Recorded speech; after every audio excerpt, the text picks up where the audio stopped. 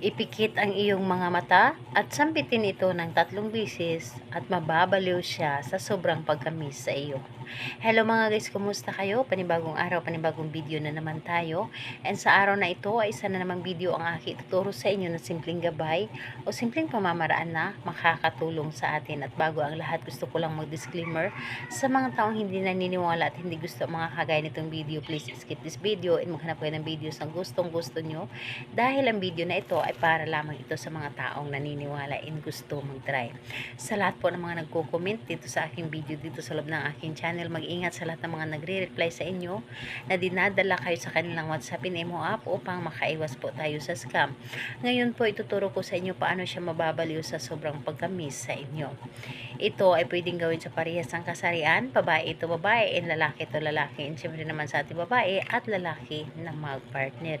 And pwedeng mo itong gawin kahit na kayo ay magkalapit at magka-LDR sa isa't isa.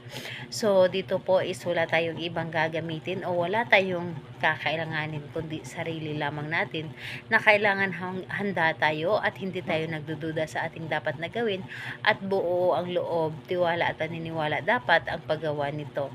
So ngayon po ay gawin mo ito bago ka matulog sa gabi.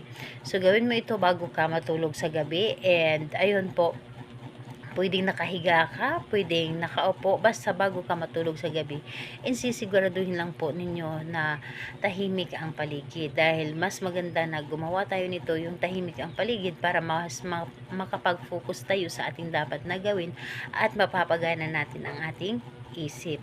So ganito po, pumikit ka lamang habang pinipikit mo ang iyong mata, at kailangan na para bang nakikita mo siya, yung nakikita mo yung mukha niya habang nakapikit kayo. So sambitin mo lamang ang kanyang pangalan at apelyido ng 3 beses at ang inyong nais. Halimbawa, yung pangalan niya at apelyido, at isunod mo ang mababaliw ka sa sobrang pagkamis sa akin. Pangalan, apelyido, mababaliw ka sa sobrang pagkamis sa akin.